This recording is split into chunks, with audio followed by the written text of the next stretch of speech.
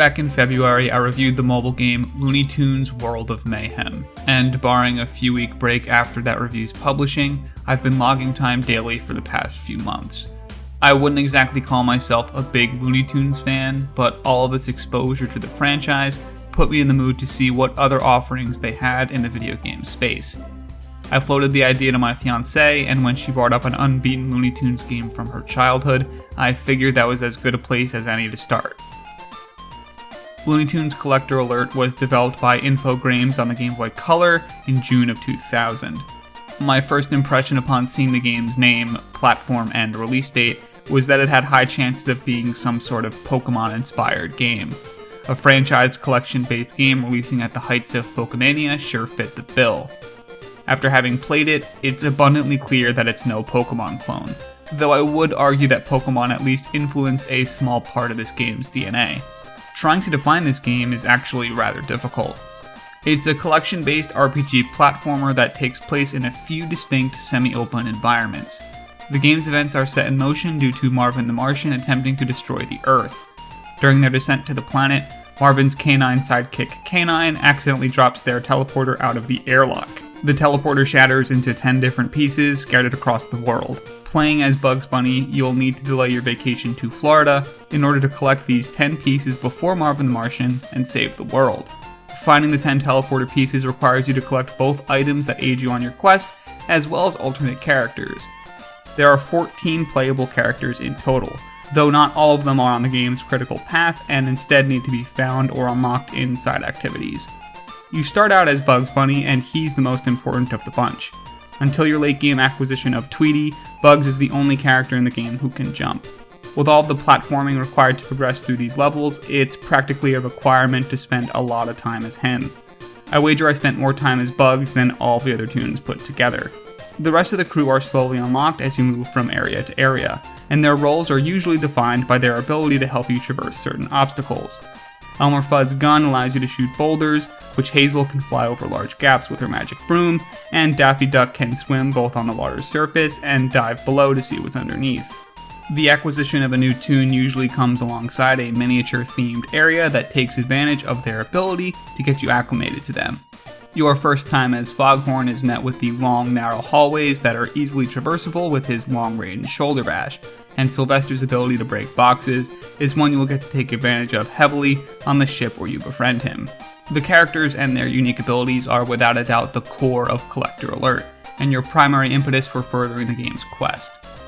They're also probably the game's biggest missed opportunity. Instead of providing escalating challenge with each character, you'll find that you'll rarely need to use them after initially acquiring them. With the exception of Witch Hazel's ability to fly over long gaps and very occasionally needing to bust a boulder with Fudd, you're not going to need to switch away from Bugs all that often. The game's runtime is too short and its character list too long in order to give each of them a healthy share of the spotlight. Most problems also have one very specific solution. When I tried to whip out Foghorn during a boss fight to see if I could shoulder bash the enemy, it didn't work. Likewise with me trying to use Sylvester to kick him. All of the tunes fit into their narrow niche and do one very specific thing, and how much you'll use them is based solely on how often the game throws their obstacles in your way. The game could have benefited greatly from a smaller roster of main characters if that meant each could have more utility and have a greater portion of the game designed with their tools in mind. As it stands now, I estimate I spent 85% of the playthrough on Bugs, 10% of it on Hazel, and 5% with everyone else, and that was practically out of necessity. Collector Alert's levels are large and encourage lots of exploration. The game takes place in a single consistent map that's broken down into a few sub-areas separated by boat travel. Though the order in which you access these areas is more or less linear, your exploration within these levels is not. The 10 teleporter pieces are traceable by using the in-game radar. The levels can be overwhelming at first, especially because most feature large expanses underneath that Bugs can travel through. The openness of these levels means that certain areas will loop backwards and connect with other areas. You'll get the lay of the land the more you push through it. The last teleporter piece in an area usually ends with some sort of boss fight, which then pushes the game into its next act and an entirely new area for you to travel through.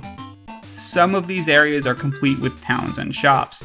You'll want to keep well stocked on gold throughout your playthrough, as most character-specific abilities are fueled by some sort of consumable. Elmer's ability to break boulders is contingent on him being stocked with ammunition, just as Hazel's ability to fly requires bat wings. The enemies that fill these hostile areas of this game can usually be taken care of by bugs jumping on top of them, or just skipped entirely. Most of the challenge presented here is in platforming and puzzles. Collecting colored keys to open colored doors is a frequent obstacle the game has, so keeping good mental notes as you traverse is paramount to your success.